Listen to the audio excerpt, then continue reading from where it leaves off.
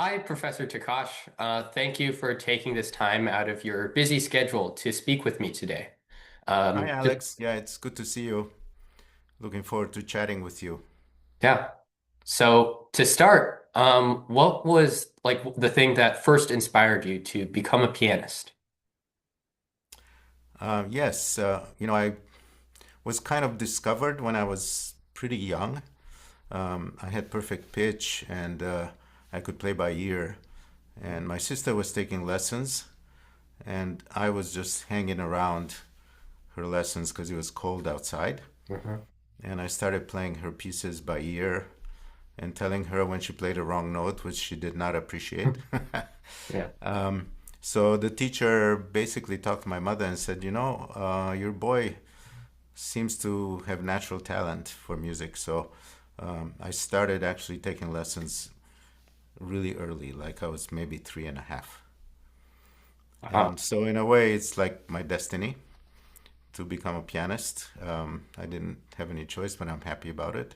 Also, I grew up in a very musically cultured environment.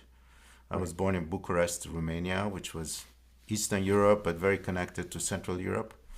Yeah. So, first of all, we had the Russians on our east, Mhm. and we had the Austro-Hungarians on our west. So it was kind of a mix of musical cultures. And we have a beautiful concert hall in Bucharest. It's called the Ateneum, and they had family concerts every Sunday. And so our family, we lived down the street about 20 minutes walk. So every Sunday we got dressed in our best, little suits, and my sister also. And we went to the Ateneum and we heard all the great pianists of the time. I mean, I still remember hearing Richter playing with the Bucharest Philharmonic. And he played an encore. And then in Europe, people kind of go to the edge of the stage when there's an encore. So Mhm. I was like a foot away from Richter's feet. Wow. And I still remember what he played. He played the E flat impromptu, and it was magical. Yeah. And we got all the Russians. There was a great Hungarian pianist, Annie Fischer. She Mhm. came, and David Oistrakh, and so on. So in any case, I was immersed in a beautiful musical environment, plus having some pretty good ears. And so music was kind of my destiny. Yeah. That's really cool. So, like you mentioned Richter and like Fisher, right? Besides them, who do you think were some of the other like teachers or just pianists that you saw perform who had the biggest influence on you and the way you play? Yeah, it's a good question. I mean, I heard all the great Russians. Gilels came. I also heard the violinists, Leonid Kogan, and of course Oistrakh. Um, I'm not sure that there's any one that had the most influence on me. Um, I had very good teachers in the early days. They were always concerned about good tone production and healthy technique. And I had also colleagues who were very serious about music. So I had, I had friends who were going for the same things that I was. So I think it was just kind of a general atmosphere that I lived in that motivated me and made me want to continue. I might say, full disclosure, that Mhm. I didn't particularly love practicing when I was a little boy.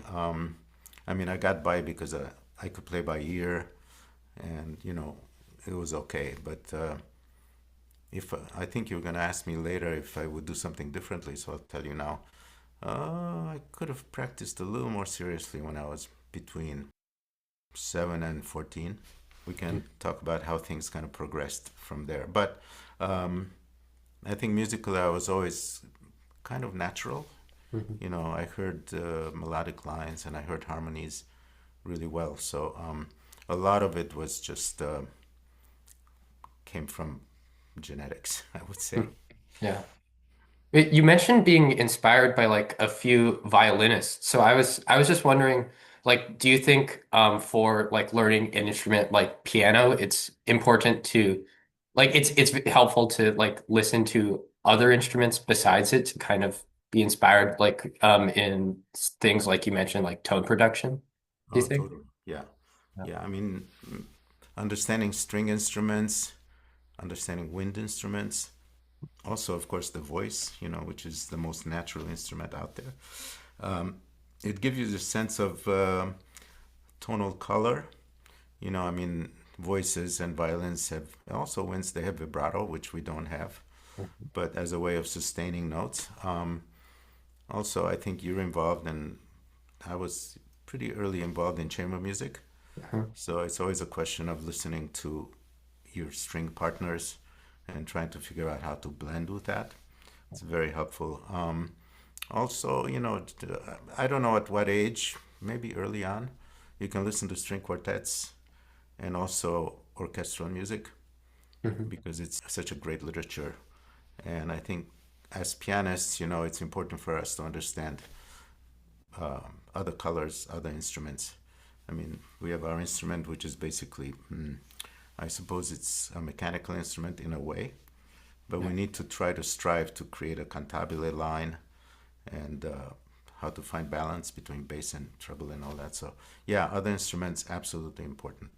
Yeah. And I was exposed to it, like I said, we heard the Bucharest Philharmonic every week, and we heard some of the greatest players. I'm trying to remember if we heard any cellists in those days.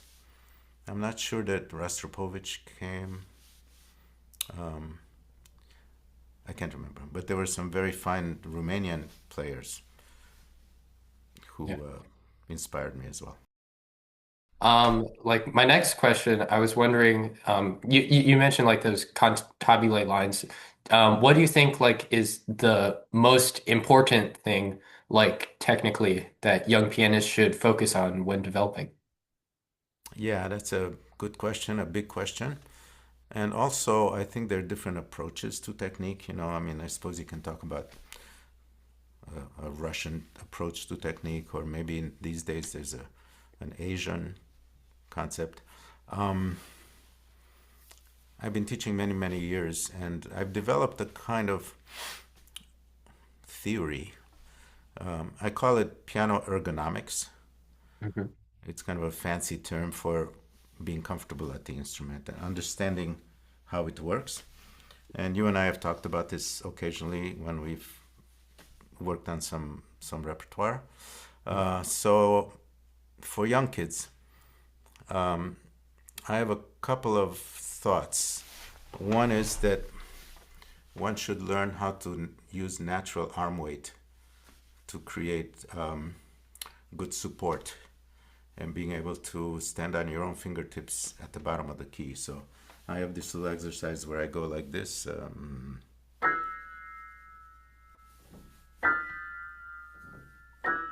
I use all five fingers, and the important things are landing comfortably, finding support in the knuckle, and also maintaining a little bit of flexibility in the wrist. Okay, it's not easy to do. I suppose you can use some kind of ideas about this as a bridge, and it has to be flexible enough so it doesn't break, but it should not break in the knuckle Mhm. because that is your way of transmitting weight and power to the key. So, supporting weight on your fingertips. You and I have talked about finger articulation. I'm not a very big believer in high fingers. Like, Mhm. I don't see any reason to raise the finger.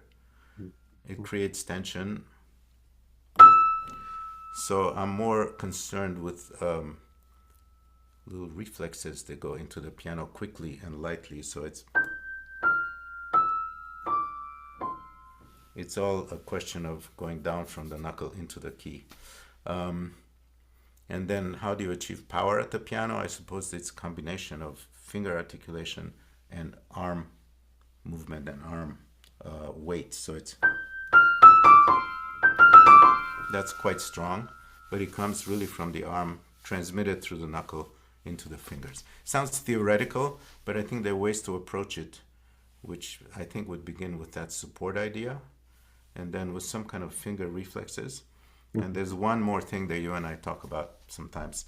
It's how to create flexibility in the wrist. It helps you negotiate uh, passage work. Yeah. So I have a little, I don't know if I gave you this one, but I do it in mirror, and it looks like I probably gave you this one. Get comfortable here.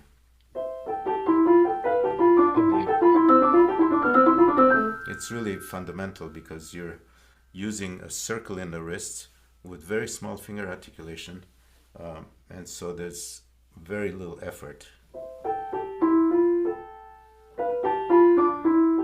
I call it wrist circles. Hmm. So if you do this and get a good sense of supporting yourself on your fingertips, Yeah. and I have a little one for finger, I call them finger clicks. I think we've done this. And then, so in other words, it's how to use our natural mechanism Hmm. interfacing with this rather complex keyboard here with white notes and black notes, etc. Yeah. Getting the most result with the least possible effort. So that's a kind of an efficiency thing. Yeah. One has to develop a pedagogy for it for, like, let's say a 6-year-old and so on, but I think it can be done. I don't teach young people so much, so I haven't developed an introductory approach to it, but I think it works really well for anyone from 12 on and so on. Yeah. Does that make sense to you? Yeah, totally. So piano ergonomics, I mean, in our field, one of the things that happens is what we call performance injuries, Uh-huh. Yeah. where, if there's a lot of tension, either from lifting the fingers or creating tension in the palm, uh, things happen. I mean, I used to also have some kind of tendonitis issues. It's not too bad if there's some issue that then you can fix by thinking about how to be more comfortable and more efficient. Sometimes the injuries become disabling, and so really important to be comfortable, efficient, and use the least amount of effort to create whatever musical effect you're trying to Yeah. create. Yeah.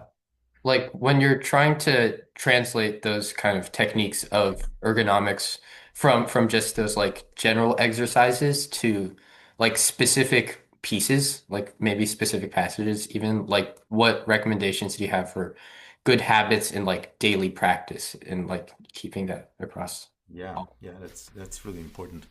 Yeah, you have to have a good piano, a good instrument that has some resistance, so advice is to invest in a really good instrument.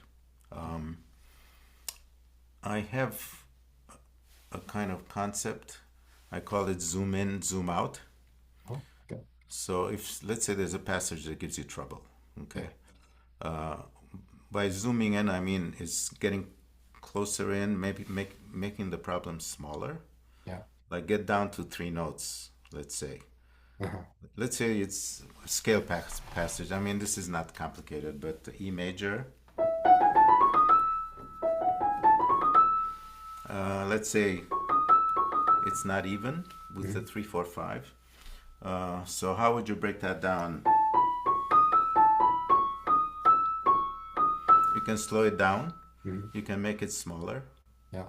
You can play hands separately. So in other words, reduce the problem where it's manageable, and then build it back piece by piece. Yeah. So for passage work, in this case, we have like 3 notes, and then we have 5 notes, right? So you can certainly break it down 3 plus 5, and it's not a hard one, but sometimes in passage work things get complicated, right? Very important to become a good fingerer, Yeah. good fingerings, and then you have editions these days, they have fingerings. I don't always agree with them. It's important to find your own, maybe depending on your particular physical construction.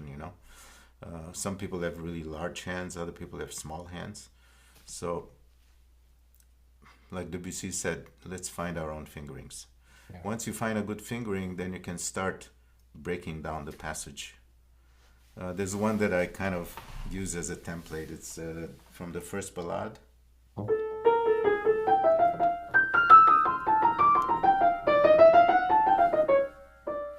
It's very good to break it down. Like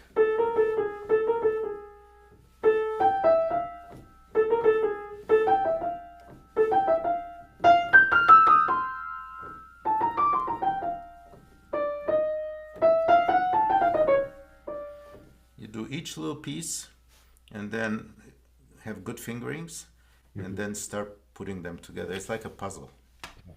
Okay, so learning how to break a problem down. It doesn't help me to do this, for example.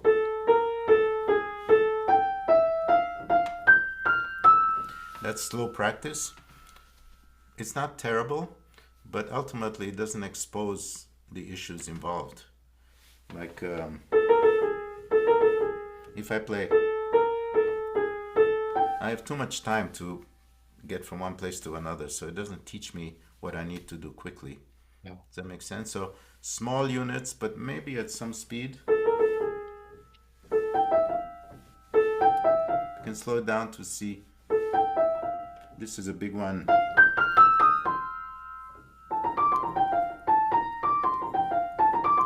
There's a little circle there. Mhm.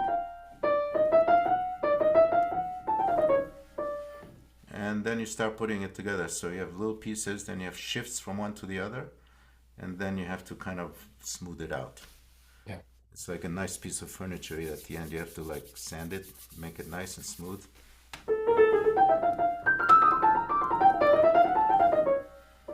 It's not too bad. It could use a little more practicing. Anyway, zoom in, zoom out is a good kind of idea Yeah. of knowing how to break problems down and then build them back up. Yeah. Like when like you said like it's important to always like find a good fingering and stuff. Like I assume you mean like very early on in the process of learning a piece. So do you think there are other like important things to like do like first thing or like near the beginning of learning a new piece like that? Sure. Yeah. So fingerings, of course, and not always what's printed in the edition. Um, there are other ways to break the music down. For example, just play the melodic line by itself. Hmm. Okay. It gives you a good idea of how things are put together, phrasing. It doesn't give you harmony, but it gives you melodic line. Yeah. Like, oops, that was so bad.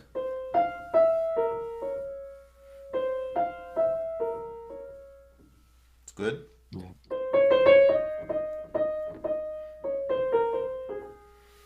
Melodic lines. It's kind of like seeing a picture of New York City and you just see the skyline. Yeah. It goes up, it goes down, it's like whatever shape it takes. And it gives you a chance to create a good sense of line. So again, it's a kind of a skill of being able to break down the music into different components. I think melodic line very important. The other one that you and I talk about is understanding harmony. You know, I want to know what key I'm in. You know, um, F minor,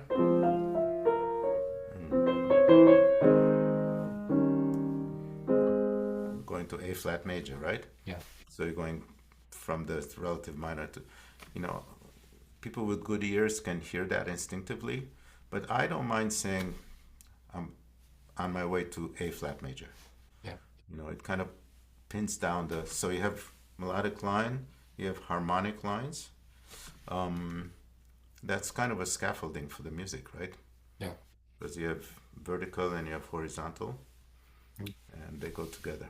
So, how to take the music apart intelligently so that it teaches you certain things like phrasing or harmony, right? Yeah. There are some approaches to practice that I personally don't love, Hmm. like practicing in rhythms. Hmm. Like,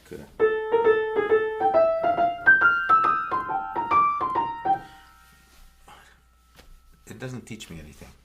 Mm. However, some people swear by it, so there are many ways to skin the cat. But I'm much more interested in groups of notes Mhm. that hang together, and then another group and another group.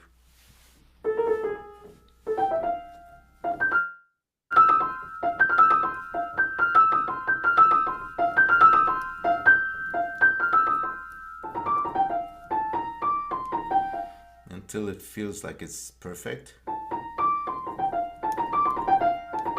Not bad.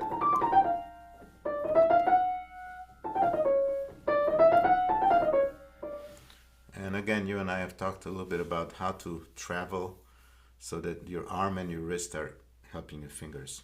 Yeah. So they don't have to do all the work like reaching, but the arm travels. So the hand basically, as much as possible, stays small. Yeah. Because if I don't move, like I have to move my arm. If I Mhm. don't move my arm, then I have to do whoops, suddenly I'm like stretched. Yeah. And that creates tension. So there's a kind of teamwork between the fingers and the wrist and the arm. Yeah, Yeah. they work together. Yeah.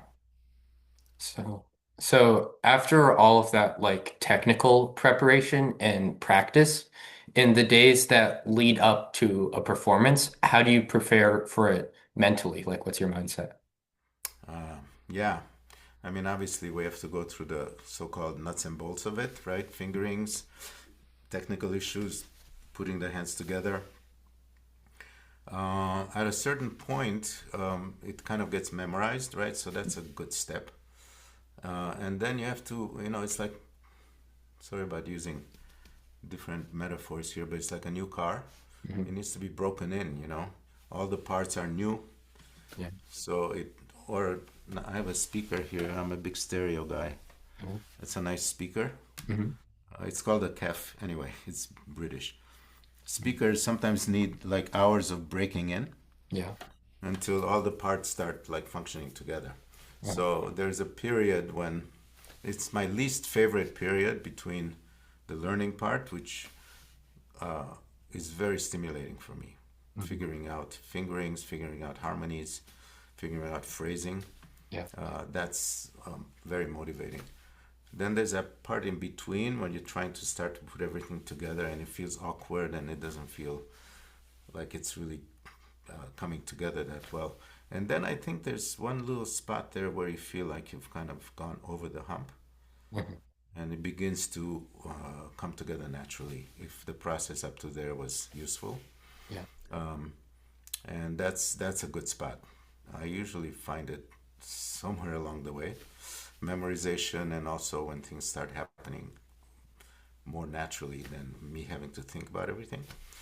And then I would say it's probably important to perform a program a number of times before an important event, Yeah. to get a feeling of what feels good, what still needs work, to play under some kind of pressure. Yeah. Like for your family or friends, or there's usually probably a studio class with your teacher, Yeah. and that those are really important, right? And then what is the final formula? I don't know if there is one. Some people have ice in their veins. Mhm. They're very cool. Other people get nervous, quote unquote, psychology, whatever. I mean, the most important thing is probably preparation. Mhm. Feel like you've really taken care of everything. Yeah. Physical things, musical things, how it comes together, memorization, and also performing, and having a sense of confidence that you've done everything in your power to to be successful. Yeah. And then once you're on stage, what's the secret? Is there a secret? Just feel the music. Yeah. You know that you work so hard for, but it shouldn't sound like it's hard work. It should sound like it's flowing out spontaneously. Yeah. Yeah. You said there's no like one big secret to like being on stage, but in like the moments before performance, like do you have like any suggestions or strategies for dealing with like that stage fright? Stage fright. Yeah. Just what I said, feeling prepared, feeling confident that you've done all the preparation, that you've taken care of every problem. Um, some musicians, I don't know if they still do it. They used to take a little beta blocker. Have you heard of that? I have not. No. Yeah, well, I don't recommend it, by the way. Mhm. Uh, but like when you're doing like an orchestral audition, Mhm. let's say usually there's like 25 people applying for one job. Yeah. And if you like miss a note or two, then you're out. So some orchestral musicians take this thing, it's called a beta blocker. It's used for heart treatment because it kind of interferes with a beta signal from your brain to your heart. So your heart is fluttering and you're sweating. It's the stress factor. Mhm. I think some people use it successfully. It makes them calm. Maybe it makes you a little bit more flat. I don't know. Um, I thought of doing that for my New York debut because I was nervous. Mhm. It was at Merkin Hall, which is Kaufman Theater. And then I read a little bit about possible side effects, and one of them said possible side effect is short-term memory loss, Okay. and it's a short-term loss of muscular control. I said, no, no, no, I'm not doing this. I didn't take it. I was very well prepared, and it's music that I loved. That was my debut when I was, how old was I? In my 30s, and it went well. So I don't really recommend, but I think for some orchestral auditions, some people actually do that.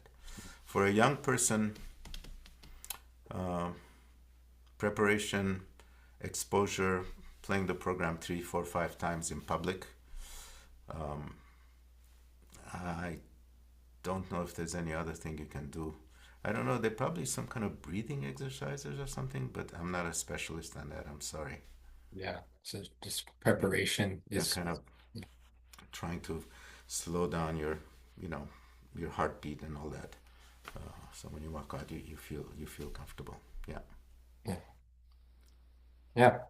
Well, so when like before you get on stage, back to an aspect of preparation, like how important do you think it is to like listen to recordings or performances by great musicians when you're studying a piece? Yeah, yeah, good question. And again, people have different approaches to this. Some people think listening to like 10 recordings of a piece you're gonna learn will give you like various interpretations and so on, and maybe you find one that speaks to you, and they say that one feels like right to me. I must say, I mean, most of the repertoire that we play, we know, it's familiar, we've heard it in concert. Like if you're gonna play a Chopin ballade, it's not gonna be like a new experience, right? You've heard Rubinstein, you've heard people at the Chopin competition, whatever. However, I think it's important to develop a relationship between yourself and the score Mhm. without outside influences as much as possible. You know, um, one of my passions is finding all of the right sources for every piece. I'm going to give you an example because I'm working on some Brahms right now. Yeah. This is a very nice. First of all, good editions are totally important. And these days, there's really no excuse for using a poor edition because we have Henley, this is the Vienna Urtext, we have Bärenreiter, which is, outstanding. So this edition, I've had it for a while, but it's Vienna Urtext, but do you see what it says at the bottom? Um, Facsimile? Yeah, plus facsimile. Yeah. So it's a nice edition. By the way, I found a couple of errors, Mhm. but that's me. I'm kind of a stickler. But it's a nice edition. It's all pretty clean. I've got my own markings there. However, it comes with a facsimile. Oh, So this is the Brahms's handwriting right there. wow. And it's Yeah. just inspiring, first of all. He was very meticulous. He usually destroyed things he didn't think were perfect. So I compared the printed version with the manuscript. Mhm. And to me, it's like research, Yeah. right? I have another edition too. It's the Henley. Both of these have fingerings, so I usually ignore them. Um, what were you talking about exactly? Oh yeah, Yeah, about recording. relating to the score. It's between you Yeah. and the printed score. Good editions and also some good sources. Like, I don't know if a 6-year-old can do that or a 7-year-old. It's a little professional and so on, but you can start early, um, and try to understand what the composer meant just by writing that stuff down without listening to recordings yet. Yeah. The other thing these days, really important, is to understand style, Yeah. especially 18th century style. Like we're talking about Haydn, Mozart, Beethoven, I suppose also Bach, Baroque style. I think 19th century is a little bit easier for us because it's like adjacent to our, well, it used to be adjacent to our century. But there are certain approaches and rules and thoughts about how to play classical repertoire that takes a little bit of research. Okay, like for example, have you ever played a Mozart forte piano? No, I have not. I play them. I have friends who are specialists. They're like historical performance experts, and one of my colleagues plays Mozart forte piano. Has made recordings and everything. So he and I have a lot of discussions about articulation, about tempo, about ornaments, and so on. Those are all things that are not natural to us. So understanding style is really important. There's a competition, I think I wrote to you about it. It's in Hilton Head, Mhm. Hilton Head International, Yeah. which I judged a number of times. Yeah. And I created a prize for the young artist I mean the youngster competition, which is between 13 and 18, I think. Yeah. It's the Takács Classical Sonata Prize. Mhm. So I send them money yeah, I think it happens every 3 years or so, because I feel like that's an area that needs special attention. Yeah.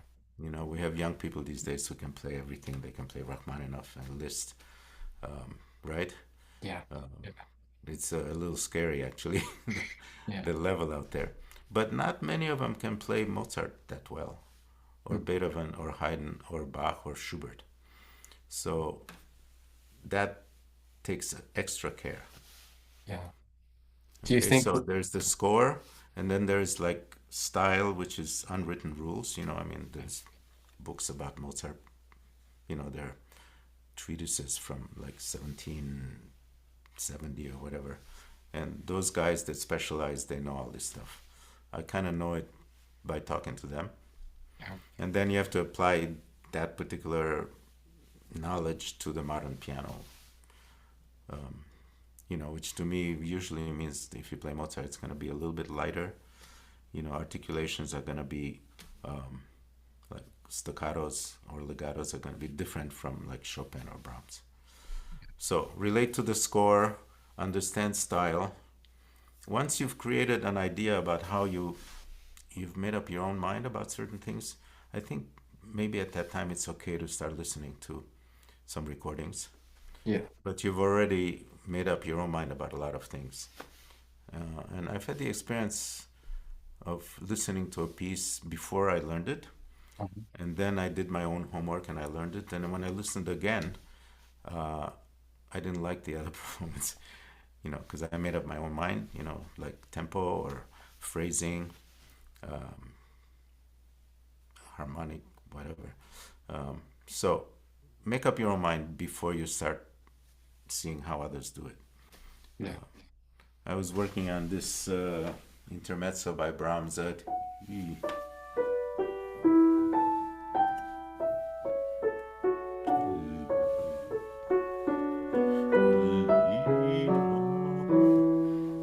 Really, really beautiful, Opus 119. And I figured out how I felt it, with these falling thirds. And then I listened to some recordings, and a lot of them I didn't like. Either was too fast or too slow. And I listened to about 10, they're all great, like Mary Pariah, Radulupu, and so on. It just happens for that particular piece, Richard Good was my favorite because he played it the most the way I liked it. So, but I had already made some decisions on my own before listening to other people. Yeah. Do you think this kind of like attentiveness to the style of the piece and like a connection with the score, do you think that's like what makes like some performances like so like compelling or like maybe some might describe them as life-changing like do you think it's because of like this deep understanding of like the composer's intentions or the style, or do you think there's something more to those like really special performances? That's a good question, and I think if I were to answer quickly, is the first part of it is true that Mhm. you've done a lot of deep research into the piece, into the style, Yeah, into the kind of piece it is, like is it a saraband or is it a waltz or whatever.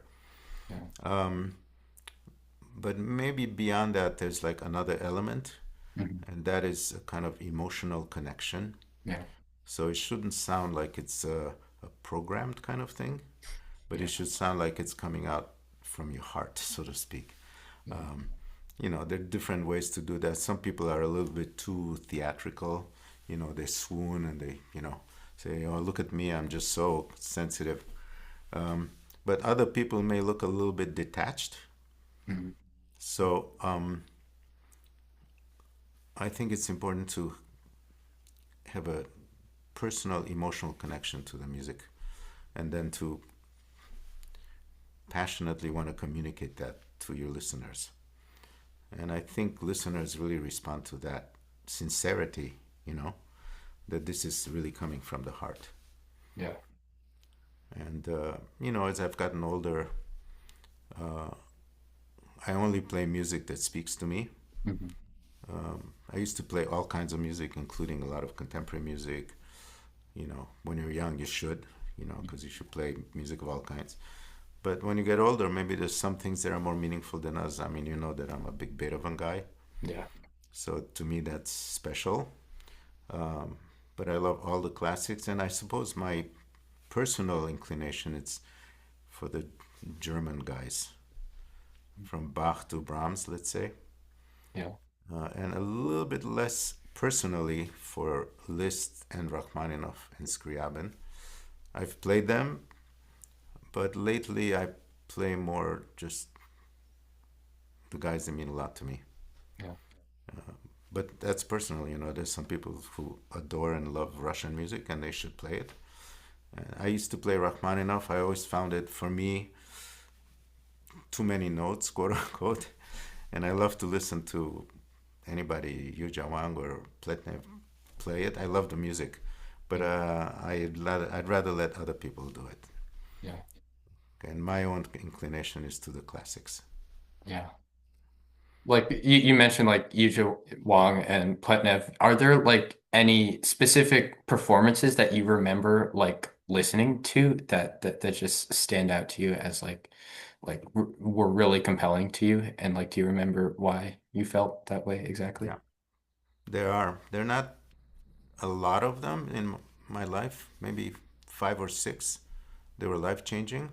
Mhm. One of them was an interesting occasion because my sister married a Canadian and she was getting married in Montreal. Uh-huh. So I went to the wedding, but there were a lot of like rehearsals and stuff. But they had just built a new performing arts center in Montreal. It's called Place des Arts. Uh-huh. And it just happened that Michelangelo was playing an all Chopin concert. So I went to that and I will never ever forget it. And that was like maybe 60 years ago. The two things that I remember most of all are, first of all, he played the B flat minor sonata. And I remember the last movement. It was kind of like the wind over the graves. It was unbelievable. It was just spooky. and eerie. And the other thing he played was the Andante Spianato and Grand Polonaise. And you know how he played. I don't. Do you know Michelangelo? I honestly can't say I'm Yeah, super familiar with his yeah. music. Arturo Benedetti Michelangelo. Some people think he's a little bit detached, but there's something very noble about the way he plays. And you know when he played that kind of,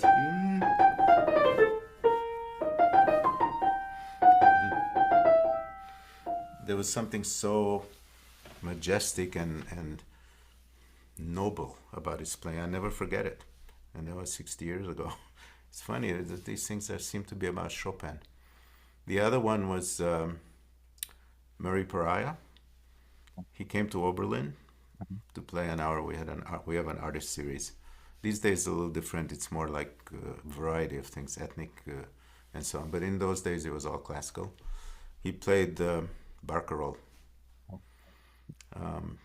and I still remember his coda. You remember you and I talked about it as a kind of a tragic end to this experience. And you know, I felt tears coming down my eyes. He made me cry, which is, I think, pretty much proof that it's a powerful performance. Again, I will never forget Mary Pariah's barcarolle. It was just heaven. It was moving, and that, to me, that means that it reaches out and it touches people's hearts. You know. Yeah. Any others like that? Well, we've had some amazing things here at Oberlin. We had a young clarinet major. Oh. His name was Sasha Rattle, and his father was Simon Rattle. You know, the world Yeah. famous, unbelievable. So Simon Rattle came to Oberlin and conducted the Oberlin Orchestra, which Yeah. is quite a good orchestra. And he said, I only have one request, that my son should play principal clarinet, which he was, I think, a freshman or something. Anyway, he said, okay, Simon, Sir Simon, fine, if that will make it come. So he conducted Mahler Fourth Yeah. with the Oberlin Orchestra, with his son playing clarinet. And again, totally unforgettable. Yeah. To have Simon Rattle in our concert hall with our students, you know, I'm sure they never ever forgot it. So, you know, it's different circumstances. You know, this one was world famous guy. The other one was moving performances. Michelangelo, unbelievable. And also Richter, when I was like 8 years old, Oh, yeah. when I was hanging around by his feet while he was playing Schubert. I'll never forget it. Yeah. I would say transcendent, you know, something that goes beyond being really good, really musical. There's just another level which actually goes into some kind of heavenly spaces, you know? Yeah. Yeah, trying to remember. Yeah, good Yeah. questions. Yeah. And just you mentioned like music schools and colleges. So what advice would you give to students who are considering pursuing music professionally? Like, Yeah, well, own a good instrument, have a great teacher, uh, be very serious about your preparations. mm, When it comes time to think about college, I mean, there's the usual, 10 schools that everyone thinks of as the top schools. I suppose maybe Curtis is top, Juilliard. mm, Then there's a good level, I would include Oberlin for undergraduate, mm, especially if you want to also major in chemistry or politics or whatever. I don't know if you know our famous chemistry major was Jeremy Denk. oh, He went to Oberlin undergraduate. He was a double degree, they call it, mm, piano and chemistry. oh, And now he's world famous pianist. But we gave him an honorary doctorate. In Oberlin, he's now a doctor of musical arts, Oberlin. And I was the presenter for the thing. So I asked our concert productions to give us all of his programs that he played undergraduate. And it was like a sheaf this big. oh, He played everything. He played accompanied lieder, you play chamber music, you play modern music, you play, yeah. And I gave a talk and I said, oh, Jeremy, you could have been a rich chemist, but you decided to be a poor pianist instead. It was funny. Anyway, that's kind of like a little story. Um, it's probably important to take some lessons with some teachers that you're interested in. Sometimes at summer festivals, some of these, many of these artist teachers do summers.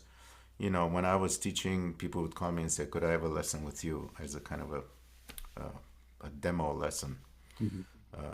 You can't tell everything from that, but you can tell a little bit about, if you're on the same wavelength or if there's a good rapport. Sometimes you may not feel as good and so on. So most aspiring college applicants play for maybe 4, 5, 6 teachers Yeah. at various schools. And you make a decision based on that.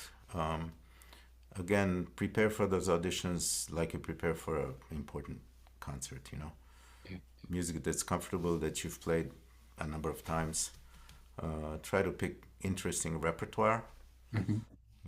Don't play or don't play pathétique if at all possible. They're great pieces, but they're kind of worn out. Things that are special to you. Some people like, again, Russian music, play some Scriabin or Rachmaninoff. Yeah. Others like more of the German kind of stuff. Some contemporary pieces are um, interesting. I mean, these days, people play a lot of Kapustin. Uh-huh. It's a very appealing music. Um, there's Ligeti etudes, they're difficult, but they're interesting. Yeah. So there is contemporary repertoire that's appealing and impressive. Yeah. So again, have a good balance of, usually you're required to play some kind of Bach and some classical piece, and then the rest is pretty much up to you. Mhm. So obviously some kind of romantic piece, but maybe something modern that's pretty interesting. Yeah. Just it's a little off the beaten path. Yeah. Some lessons with some teachers that either your teacher recommends or you've heard about them to see how you feel. Prepare really well for your auditions and then hope for the best. Yeah. I mean, these days it's also sometimes a financial question. You might get into Juilliard with a little tiny scholarship, or you might get into Oberlin with a bigger scholarship. So you have a choice. Should I go to Juilliard and get into debt, or should I go to Oberlin, better scholarship? I don't know. Maybe for undergraduate, it might be actually better not to go to Juilliard. I'm not saying that people should do, if you get into it, you know, it's a big deal. But it's quite competitive, and you get thrown into the deep end. So maybe a more nurturing undergraduate experience, and then when you apply for masters and so on, then you can try for the top schools. Yeah. You've taught young pianists for decades and been a judge for many esteemed competitions for young musicians. So when you listen to them play, what are some of the most common things you notice, like specifically about young musicians that changes as they get older? Yeah, good question. I mean, there are all kinds out there. Um, One thing that I listen for is tone production. Uh-huh. There tends to be overplaying. People are nervous. People are maybe over prepared or over programmed, and they kind of go into some kind of automatic pilot kind of thing. And so they're not really reacting to the moment. They're going through the motions in a sense. I'm not saying that they're not good. They're all wonderful these days. But I want to hear someone who, first of all, is very aware of tone production. Yeah. There's a tendency to overplay. Like long ago I told you about approaching the piano as a kind of a percussion instrument. Yeah. And there's a tendency to over push the bottom of the key, and that Mhm. creates a kind of a raw, not a beautiful sound. So from pianissimo to fortissimo, be able to create a beautiful sound. Yeah. Okay, I mean, like if you're playing, I don't know, Prokofiev third, sometimes you want to be on the harsh side because that's part of the style. Um, the other thing I listen for is phrasing. Yeah. Very important to me that there's a sense that the music is put together in a, the word I use is logical, Yeah. but I don't want it to sound too technical. Yeah. But it should breathe and it should feel natural, and there should be good endings to phrases and good beginnings to other phrases, Yeah. how they connect. So that's really important to me. Um, and I guess the other thing is something we've already talked about is personal connection to the music. Yeah. You know, a sense that you're saying something that comes from your heart Mhm. and it goes to the heart. Yeah. I think Beethoven had wrote something. You can look it up as a kind of a little motto at the beginning of the Missa Solemnis. Mhm. I'll say it in German and I'll try to translate. My German is so-so. Vom Herzen möge es wieder zu Herzen gehen. Mhm. It says, from the heart, it should go to the heart. Mhm. And that's inspiring to me. It's a touching idea that you're saying something sincerely to somebody who sincerely wants to hear it. Yeah. For a bit of a fun question, just to end this off, if Yeah. you could spend an afternoon with any composer from history, who would it be and why? And like, what would you do? Uh, maybe if I had a choice, I mean, they're all the greats out there. Maybe Franz Liszt. Oh. He straddled the 19th century. I think he was born in 1811. He died in 1883. Mhm. Correct me if I'm wrong. Uh, and he was the greatest virtuoso Yeah. ever known to man, other than maybe Paganini. Yeah. But in many ways, he was also a very supportive musician for young composers. Um, he helped Schumann, he helped Brahms, he also helped Sibelius, believe it or not, Mhm. who met him when he was a young man. Also, Edvard Grieg played for Liszt, and he was a very generous supporter. Yeah. And of course, towards the end of his life, he became a kind of a iconic teacher. He taught all the greats, including Leschetizky, who then taught Schnabel, who then taught Fleischer, who then taught me. Mhm. So I'm a student of Liszt. Yeah. Just kidding. But we say that often because Beethoven, let's see, how does that work? Czerny studied with Beethoven and Liszt studied with Czerny, Leschetizky, Schnabel, Fleischer, and Takács. So I studied with Beethoven, you see. Anyway, I mean, Liszt was an incredible personality, and he straddled the 19th century. So if I were to choose, he would maybe be my, have a spend a new. Plus, he spoke pretty bad Hungarian, and I speak pretty bad Hungarian too. So we could both stumble in Hungarian. He was. I think he was born in some kind of regional Hungarian town, but he was mostly, a German guy, really. Anyway, so that's my answer. Yeah. Well, thank you so much for all of your valuable and inspiring insight today.